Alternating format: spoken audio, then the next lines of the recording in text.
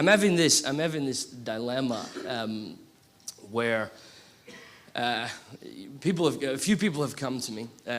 Those people will remain nameless. Let's just call them Bam Sagley, and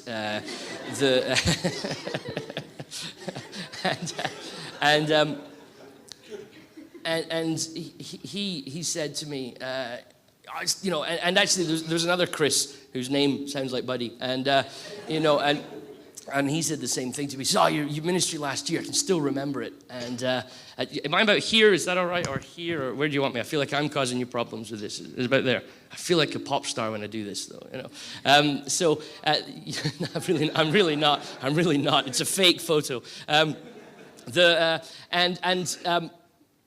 they come to me and say, I still remember your ministry from last year. It was great ministry. That really spoke to me.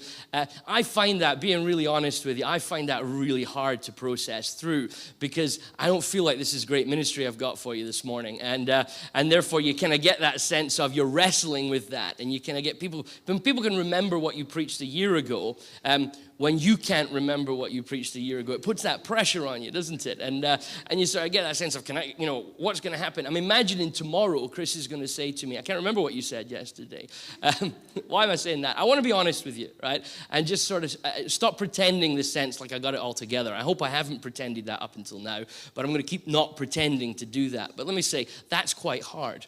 I find it quite hard to not pretend that I've got it all together. For me, it's much easier to just pretend like this is all making sense to me and that I'm on some sort of plan and it's all going according to purpose. The truth is, I'm kind of I can't think of a nice, polite way to say it in a group of Christians, but I'm a bit of a mess. And things are happening in my life that I'm really amazed by, because most of the time I kind of feel like a bit of a fraud, because I'm thinking, how is this happening to me? How am I finding myself in situations where, I find myself on a weekly basis stood in front of a group of people who say we want to be trained to be Christian leaders. And I'm thinking, I have absolutely no idea what I'm doing, right? I get up and preach to people listen to me. That scares the life out of me, because I'm like, seriously, I'm still figuring this out. And I kind of move and work in a movement of Christians that, particularly in Western Europe and in Britain, have tried to pretend like we know what we're doing all the time. And I think another confession, I'm just going to make a series of confessions this morning. I don't have a sermon title. My subtitle is the kind of semi-autobiographical ramblings of a Pentecostal Scotsman. But I want to stop trying to pretend like I've got it all together, and stop pretending like when I stand up and preach. Somebody said to me once, you should only ever preach on things you've mastered, and which I found curious, because they preached about sin a lot. And I think, where's the honesty in that? Where's the truthfulness in that? When did being a preacher, a pastor, an apostle, a prophet, a teacher, an evangelist, when did that become some sort of quasi-celebrity thing that we have to pretend like we know what we're doing and we've got it all together, and we are these kind of sage and gurus that you come to for all of your perfect advice? I'm a deeply broken person. I have some real pains inside of me that are hard to work out on pretty regular bases. And many times my internal battles are, do these pains invalidate me from doing what it is that God's called me to be? And more, and this is me now kind of attempting to stuff I've said to you before, but more and more I'm realizing that my honesty with that is where God wants to work through me.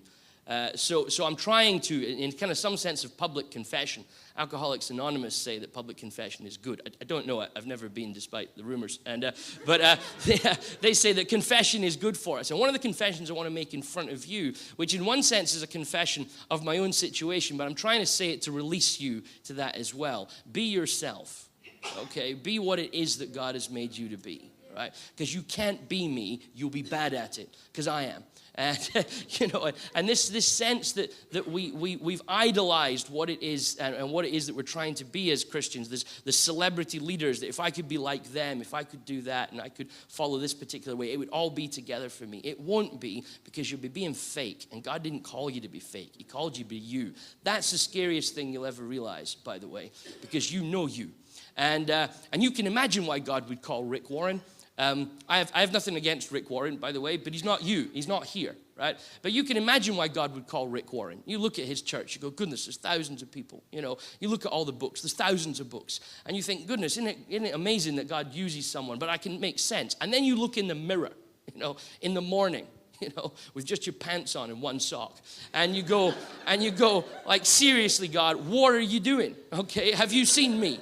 And what do you think you're going to do through my life and through my situation? And therein lies the mystery of the gospel, right? That somehow the revelation of Christ comes to you in your situation. Sometimes that situation is on your road to kill some Christians, right? That's a bit of Galatians there. That's as much as you're getting. And, you know, where you're on your way to kill Christians, and God has a look at you and says, I can do something with you. And we sit here in this sort of room here as a group of people who God's looked at, you know, and said, I can do something with you. And the hardest thing for you to journey through, I am becoming increasingly convinced of that, is believing that. You can believe if you can present yourself in some alternate way, if you can become something that you're not, maybe God can use that. But God wants to use you.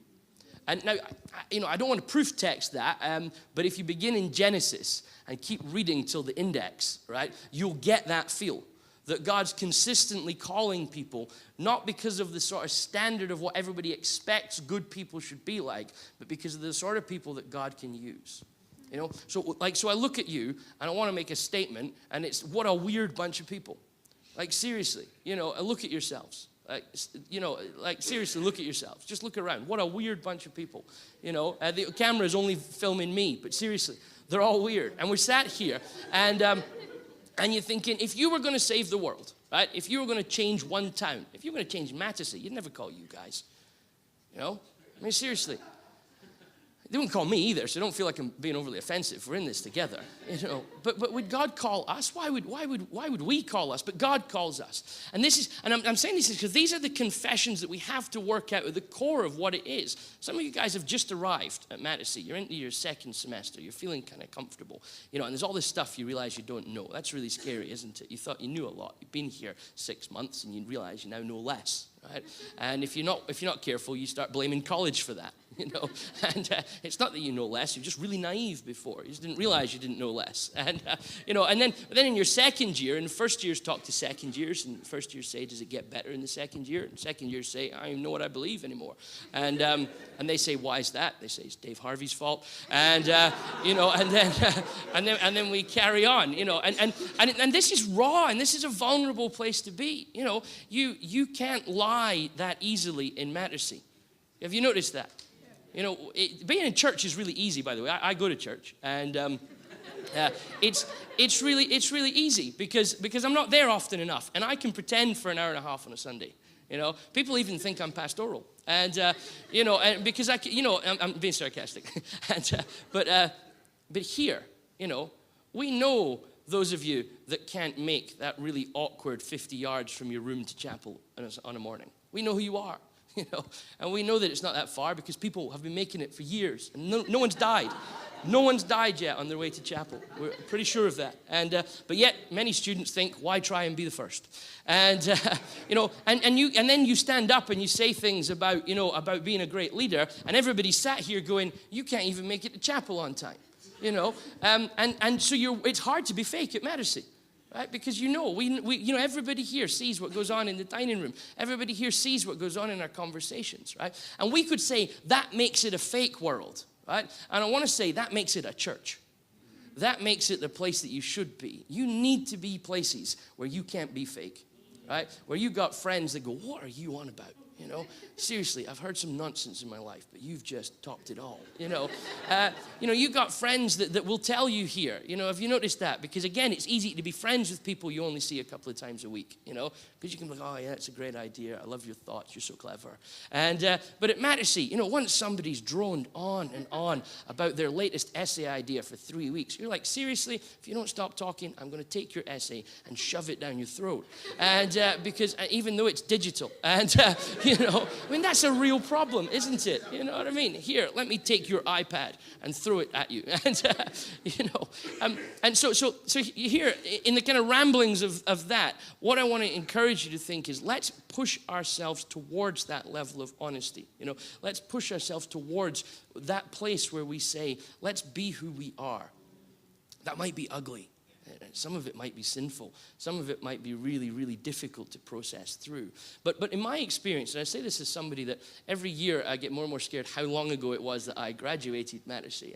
I rest only in the fact that Peter graduated further time ago than me. So, and as those years, and every graduation, I've got this friend that texts me every year, and he says, it's 15 years now. And I'm like, so I stopped talking to him after a while. But I went to college with a lot of friends who thought their main aim while at Mattersey was to get through in a sufficiently impressive way to convince somebody that they should come and work with them. And rather than dealing with some of the stuff about who they were and what it was that God had made them to be, they lived a fake lie in order to get a good job. And let me tell you this, God's people are far too important to him to be the place where you then decide to work out your issues, and so work them out here, get them sorted here, because in a little while you become a shepherd. In a little while you become the people that people listen to, and you walk the journey and people follow you. And I'm having to process through with too many people at the moment a kind of 10-year hangover of inauthenticity, of friends that are coming back to me and saying, I don't really know what I'm doing anymore. I don't really know if I want to do this anymore. And I'm thinking, well, why were you not working some of that stuff out a while ago? Do you hear what I'm saying? Because I believe fundamentally that God called you to this for your life. All right? And if he didn't, what are you doing here? Because why would you invest all of this? Why would you go through this in order just to go and do something for a couple of minutes? And some of us have sat here and we're saying, well, I didn't come here for that. I came here just to get myself a degree and meet a husband or a wife, or well, hopefully they're not a husband or a wife when you meet them, but you know what I mean. And I want to say, and that's what I was meaning really when we started here, was to say that, but God knew what he was doing with you. And I'm completely on board with our vision here, that we're growing the next generation of Christian leaders. And to be honest with you, that's what we're doing with all of you. And that's what we're trying to do. That's what your friends here are trying to do for you. That's what your lecturers are trying to do for you. That's what the staff, in fact, they're all investing in that in you. Even if, to some extent, you don't believe that yet. Even if you don't really know if that's true or not. Do you hear what I'm saying? So what's in your heart? Let me ask you that question. I promised you this was going to be random, so I'm trying to keep to that promise, okay? So what's in your heart? Let me ask yourself that question. What's in my heart? Maybe that's something you need to write down. Maybe that's something you need to go and do 8,000 words plus or minus 10%. Maybe, I don't know what that is, but what's in your heart? Do you actually know what it is that you are? Who are you? That's a scary question.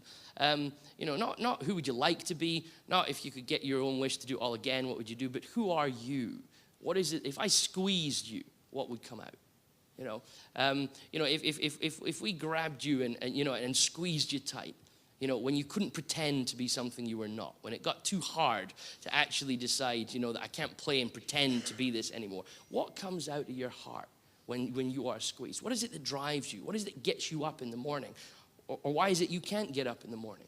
What is it that's moving you and motivating you? When I said, are you called by God? And we made that confession.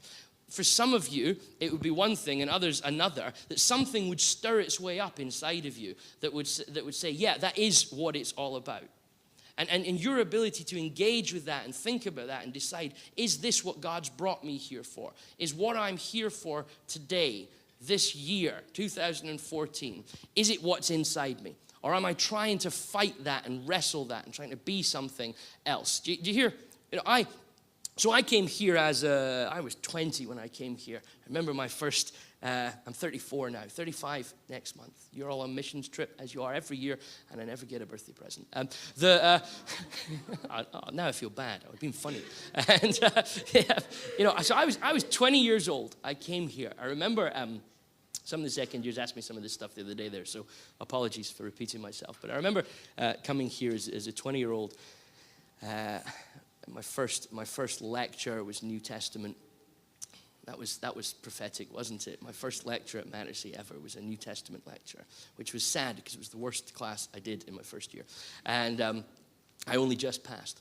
And then my next week started with Glenn in Greek, and I remember sitting down thinking, right, I really need to try and learn this language. And Glenn and I sort of, I don't know, as what happens in Greek class, as you've noticed, that students seem to lose where the classroom is after a while, and slowly but surely students can't find Greek class until there's only a small few left. And I remember being in there one day in Greek class, and there was this moment where Glenn was on one of his asides, and which I have continued as a tradition in my own class, that good, proper asides are key to what it is to be a Mattersey lecturer.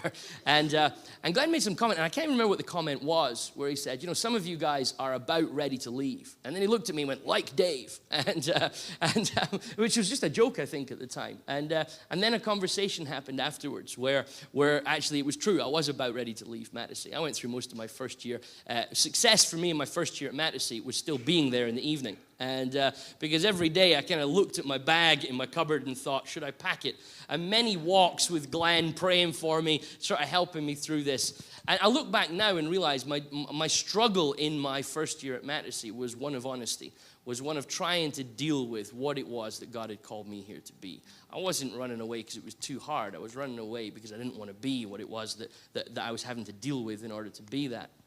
I remember then Glenn saying to me in my third year, he says, Dave, you're a teacher, and which was really rubbish, to be honest with you. I didn't want to be a teacher. I wanted to be like an apostle, because that's cool, isn't it?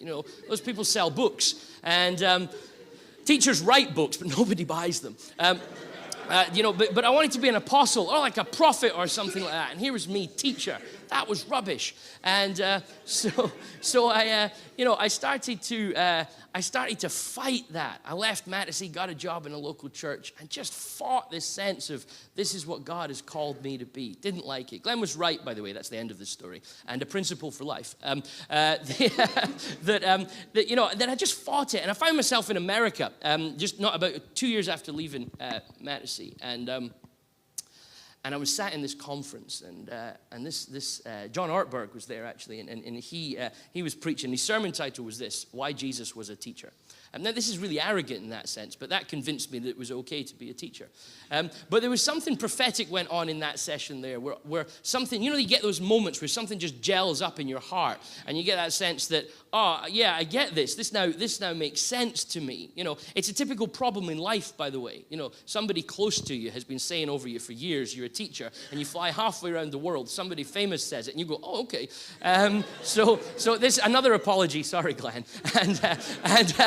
But, and I remember sitting in the grass outside this church, just coming to this realization that that's who I was, that that's what God had put on me. 3 weeks later, I was unemployed, and got sacked from my first ever church. And that's not a joke. And went into a period of about 2.5 years where I think I preached twice. In that period, and did sort of, official what you would call teaching in 2.5 years. And I found myself thinking, I look back at that and think, isn't that weird that you get these moments where you get this sense of what it is that God has called you to be, and then nothing. I look back at that time now and realize that kind of what went on in my life was I fought about what it was that God had made me to be, finally realized that, and then God could start working on me. Because I don't think God can start working on us while we're trying to deny who we are. I don't think God can keep working on us while we're trying to pretend to be something else. God can't do anything and help you with anything when you're trying to be something He didn't make you to be. And I look at my life and think, goodness, I'd have got on this journey a heck of a lot quicker if I just accepted sooner what it was that God had called me to be, accepted sooner who I was, and God could have started working on me there. You hear what I'm saying to you, don't you? Now listen, I'm not using a lot of the Bible, right? And please, in other lectures, I'm going to tell you don't ever preach like this. But I'm talking to you as a group of people. I'm assuming you know the sort of texts that are affirming the sort of things that I'm talking about here. That for me, it was a sense of I've got to get before God and realize what it is that I am, and then open myself up to let Him make me what He needs me to be. And that's a huge working process. I gave you a card I didn't give you a card, but someone should have given you a card when you came in. I stole these from my church. it's okay to steal from a church because it spreads the gospel. And one of my friends and colleagues at the Bridge, Lee, produced these for us as a community, and we've been asking ourselves this question from 1 Timothy at the moment. Have nothing to do with godless myths and old wives' tales, but instead train yourself to be godly. And I've realized as I've started to wander through my life, and it has been a wonder. I think you're supposed to pretend it was really purposeful, but for me it's been a wonder at times, where wondering as to, what is it that actually God's doing, and just trying to faithfully work out what it is that God's asked me to do wherever I find myself. I don't have a particularly good plan, but I just want to do what God's called me to do in the places that I get it. I don't feel particularly called to any one particular place, but because I feel that God's called me to be a teacher, I'm kind of happy to teach wherever it is that God allows me to teach. And I feel immensely privileged by that. Genuinely, I stand in front of you guys as students now in classroom. I think, goodness, what an incredible privilege it is to actually be able to work out what it is that God's put in my heart, to be. But it struck me over the years, and I just want to sort of tighten this up a little bit for us. It struck me over the years that as I think back over sermons, as I think back over things that have been said to me, as I think back over conferences that I've gone to, we have a lot of obsessions within the Christian world about how to help you be what you need to be. Right? Now, I've already stated that I'm completely on board and behind our vision statement as a college. So this is not a critique of that, but let me just say this. I've noticed we have obsessions with self-improvement projects at church. We have obsessions with how you can be a better version of you. We have obsessions with how you can be a better leader than you are right now.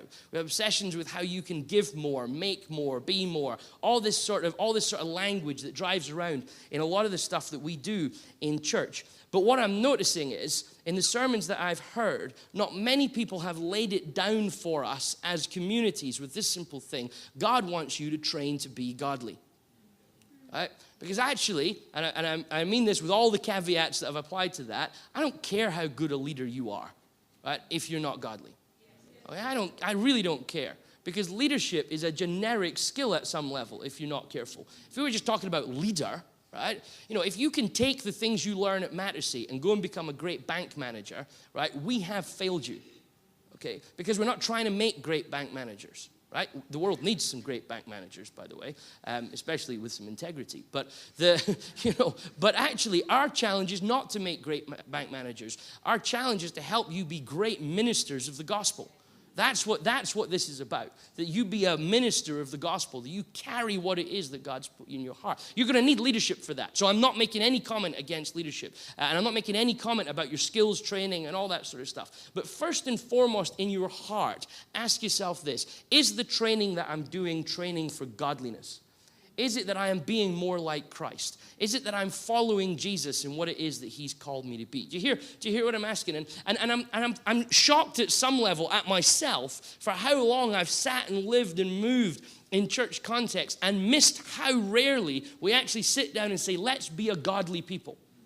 Why is it that we think that we can live however we want, but as long as we, use certain principles that will help us grow great churches, it's all going to be okay? You can't grow a great church if you yourself are not a passionate follower and pursuer of godliness. Because you might great church. We say great church, you think big church, right? But that's not what great church is. That's just a big crowd of people, And who cares about a big crowd of people? Jesus that spent a lot of his life running away from big crowds of people. You notice that? Whoa, look, you can make food for free. And he's gone. And, he's out of there. Because big crowds of people can make you think you're something you're not. They wanted to make him king by force. And so do you hear what I'm saying? But what actually God has called you to be is to be godly and to lead godly congregations, because godly congregations change the world. In our culture that we're living in as Western Christians particularly, and we're all in the West at the moment, so it'll do as a kind of covering for all of us. We're so obsessed with issues of growth and size and what we actually is basically just capitalist success, if we're honest. We'll turn a blind eye to all of the sort of things that we should be bothered about. And I've said this to you before, but I keep saying it. I say it in class, I say it in sermons. Would you go to a conference where Jesus was the lead speaker? Here we have Jesus. He's going to speak to us today. He is from Nazareth. It's a little town. You've never heard of it. It's a little town in Israel. Jesus has been working on this group for 3 years. They've grown to 12, and one of them is plotting to kill him. So just like a normal church, and when we've interviewed his church people, generally they have no idea what he's talking about. His sermons are long and confusing, but the miracles are pretty cool. When was the last time you went out of your way to hear what somebody who led 12 people had to say? We don't do it because we assume that somebody with 12 people following can't be very good. Where'd you get that idea from? We didn't get it from the Bible, But we lead our capitalist tendencies in. Somebody with 500 people following, now they're worth listening to. Somebody with 1,000 people following, now I'm going to read their book, right? But actually, what about godliness? What about integrity? What about people who pursue what it is that God has called them to be? How dare we categorize people's ministry on the basis of numbers? I think that's a sin, to be honest with you.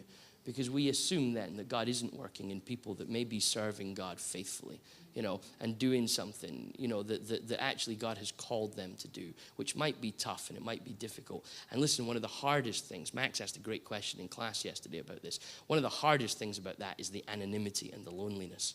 That when you're serving God faithfully and you haven't been, I'm not even sure if it's privileged, to be honest with you, but you don't have this huge explosive growth that makes newspapers. You're just working faithfully out what it is that God's put in your heart, but nobody cares because you're not big enough or clever enough or shiny enough or have enough bright lights. And people say, oh, well, we're not interested in what you have. If that's your call, it's going to be lonely. It's going to be hard work because actually you're anonymous, and that'll really wreck through your heart because we love fame in the modern world. But what if God's called you to be that?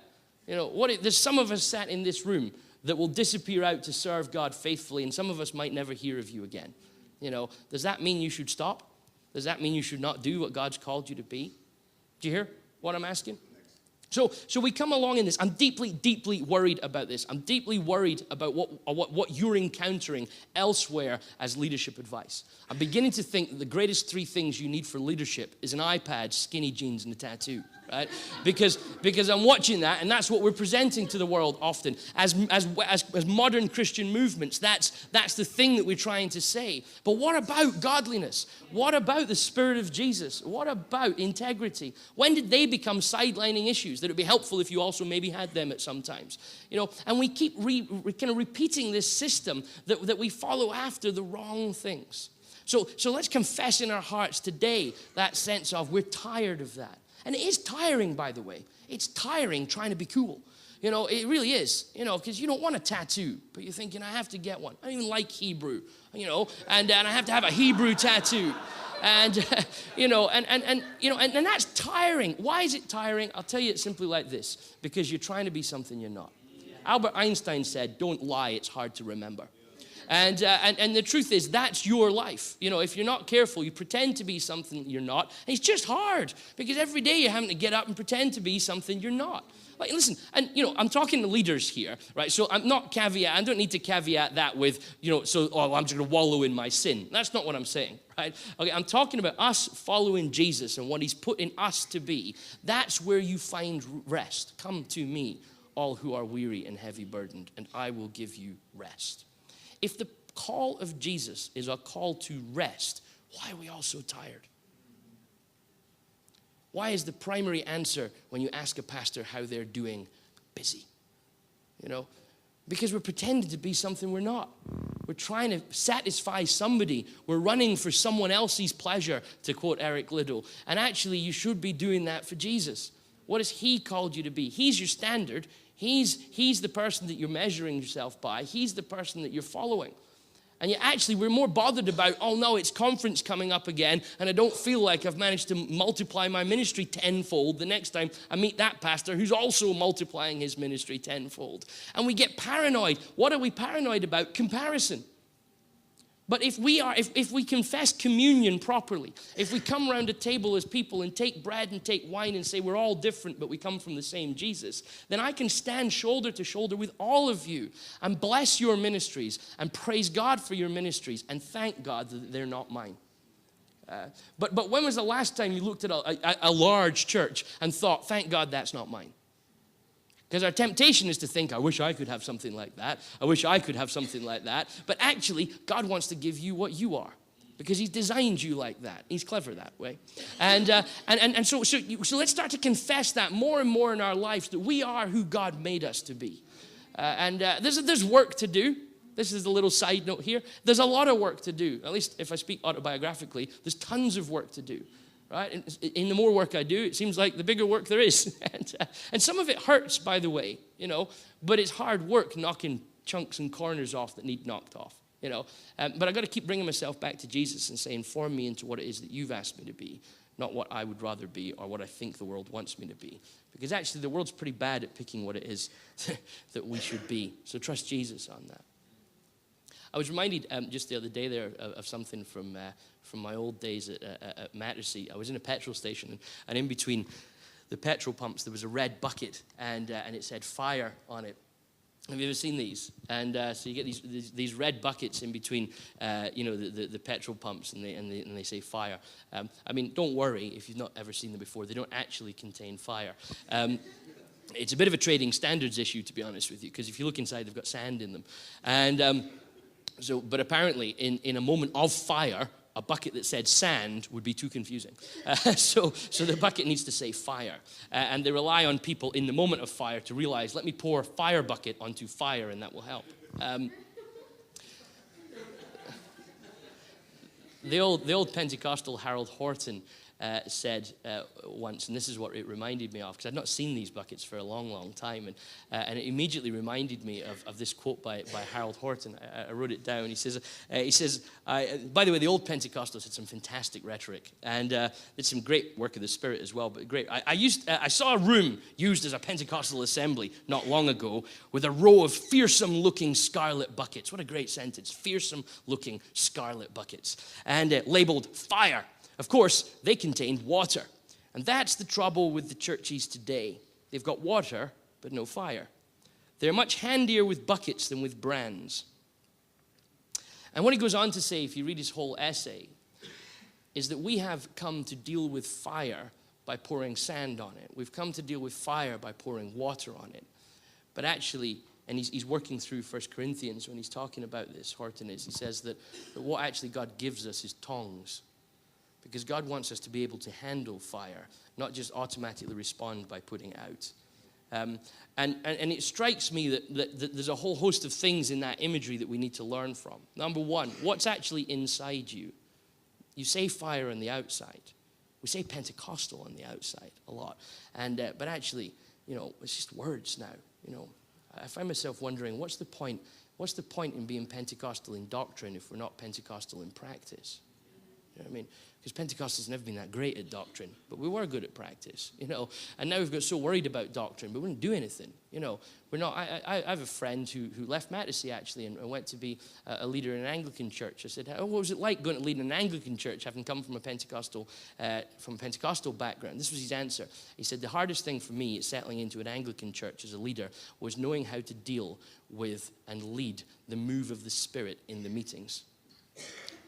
He found himself in an Anglican context more Pentecostal than he'd been trained for in a Pentecostal context. I have nothing against Anglicans. I love them. And they are constantly accused of being a secret Anglican. But it's not true. I'm not secret or true. But I thought, isn't it sad that a guy's growing up through a Pentecostal church, and actually we've taught him all the right things, but he's never actually experienced that sense of God working. We say fire, but we're full of sand.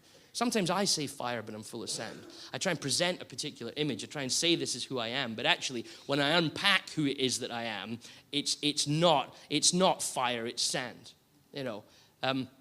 Glenn used to say something to us as students. I've heard him say it more recently, but and as well. So I think it's a Glennism, But when you encounter people and you have conversation with people, do they leave with more faith or less faith?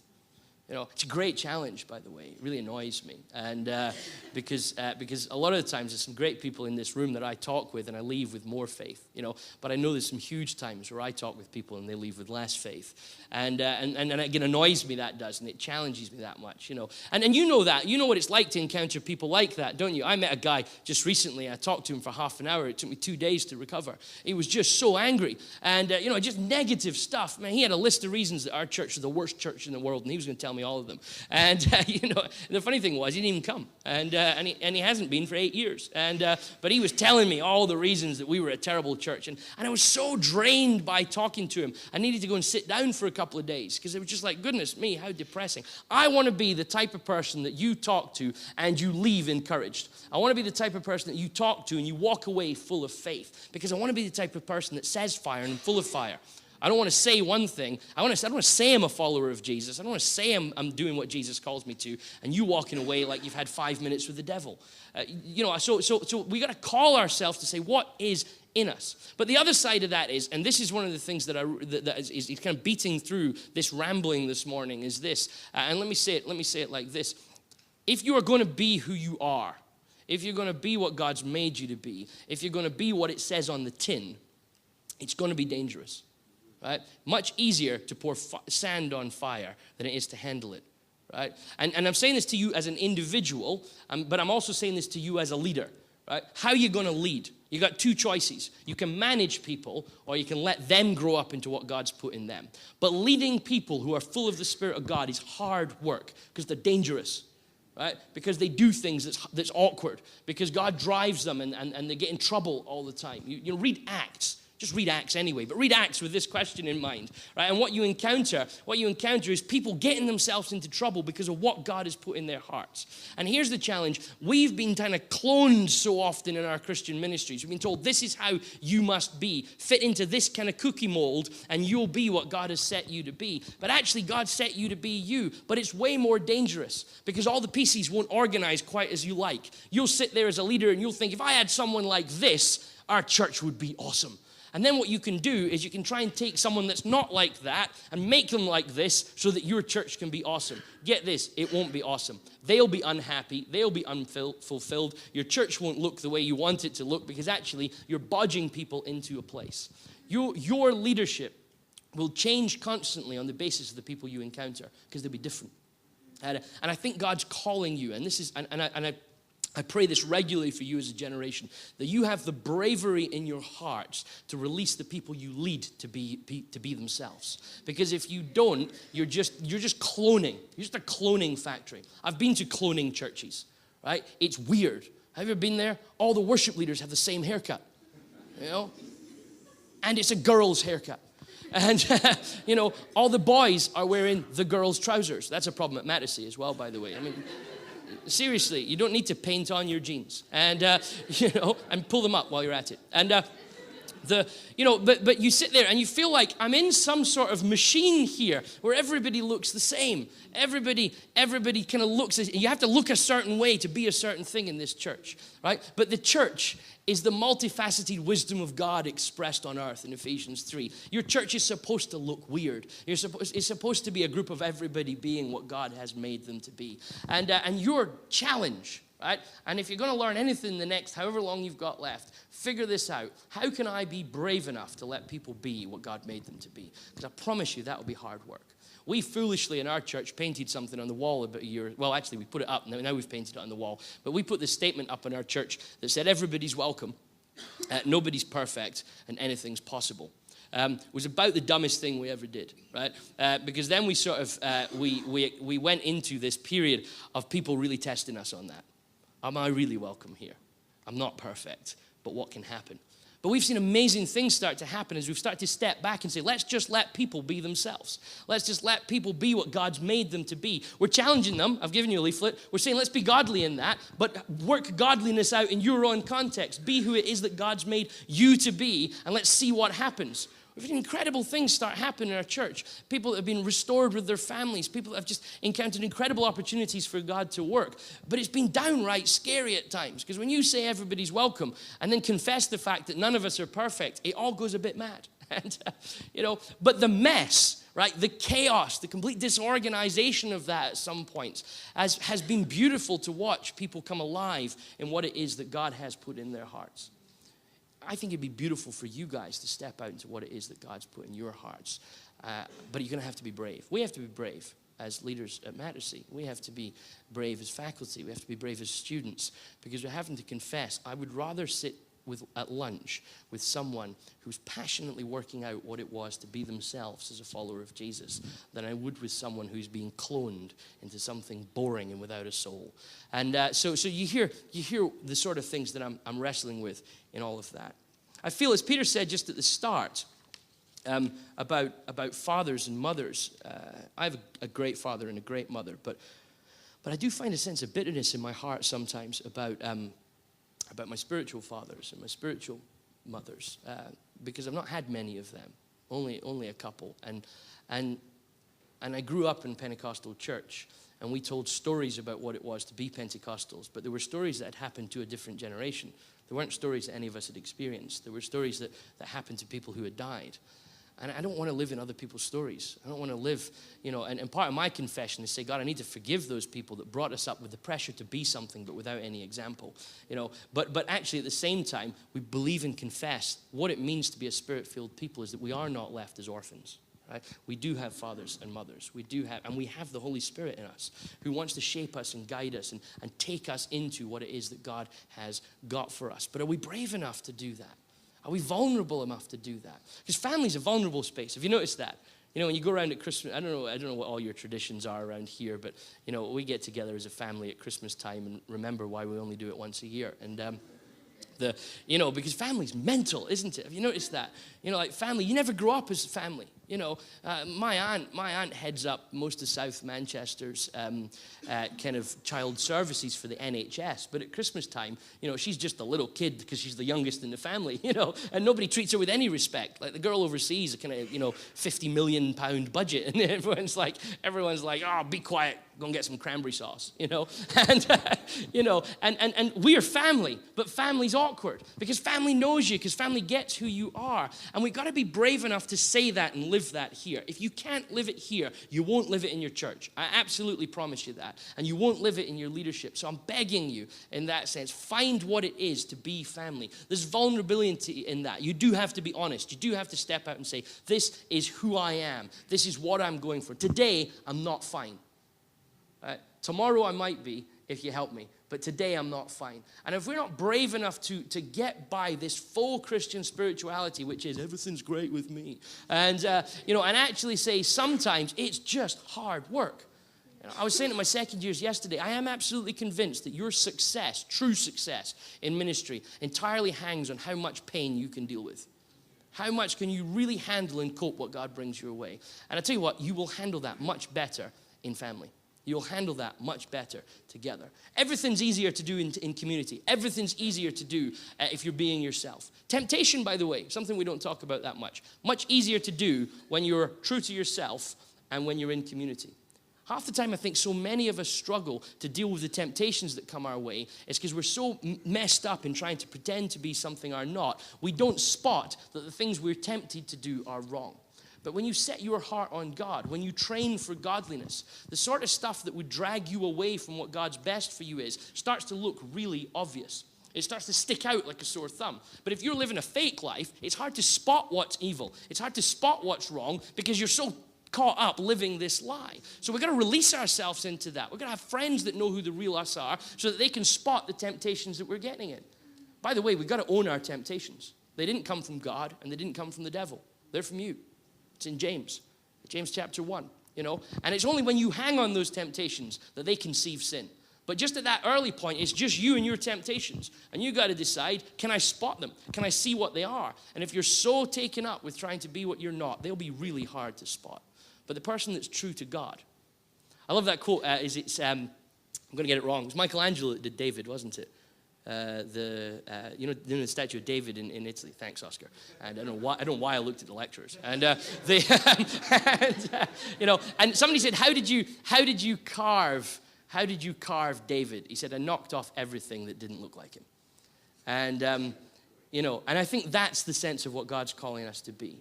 It's not in the Bible. Michelangelo's not in the Bible, just in case you thought it was one of the minor prophets or something like that. You know, but God wants to knock off everything that isn't you. And that's the process we're on just now. That's the process I'm on. There are days where I just don't look like me. There are days where I just don't seem like, it just doesn't seem like I'm being myself. And God wants to knock those days off me. I want to confess that over you this morning. I don't mean in some fake sort of just process, but I want to say let's be ourselves. If you keep reading 1 Timothy 4, you end up with, don't let anyone look down on you because you're young, but set an example. You know, God has called you as a people to set an example. You know, and none of your excuses work anymore. You can't say I'm too young. You can't say, no, you are called to be an example. You know, and I'm only a young leader, it doesn't matter. You're called to be an example. But an example of what? An example of following Jesus. An example of life and purity. An example of what it looks like to say, this is who you made me to be, Jesus. This is who you called me to be. So I want to pray for you. Is that okay? Is that all right with anything that you're thinking? And why don't we stand?